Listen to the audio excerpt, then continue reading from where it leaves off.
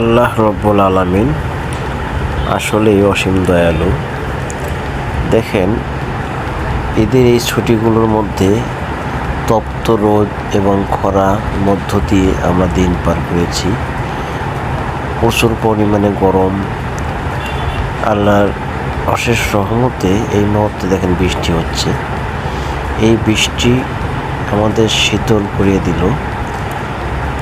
কিছুক্ষণ আগেও অনেক গরম ছিল। আল্লাহ চাইলে সবই পারে। আল্লাহ চাইলে পুরো পৃথিবীকে কয়েক সেকেন্ডের মধ্যেই শীতল করে দিতে পারে এবং আবার তার চেয়েও কম সময়ের মধ্যে উত্তপ্ত করে দিতে পারে। আল্লাহ সত্যিই মহান। আমাদের আল্লাহর প্রতি কৃতজ্ঞতা জ্ঞাপন করছি। এই সময়টা হচ্ছে আমাদের অফিসের লাঞ্চ সময়।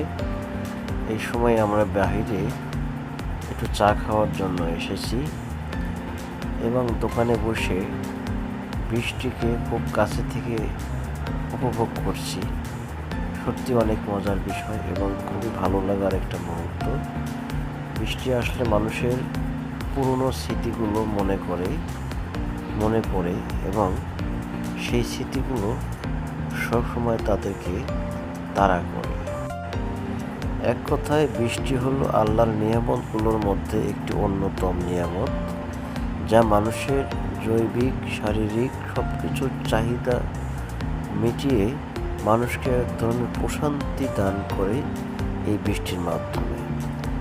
আল্লাহ সত্যি অনেক দয়ালু এবং অনেক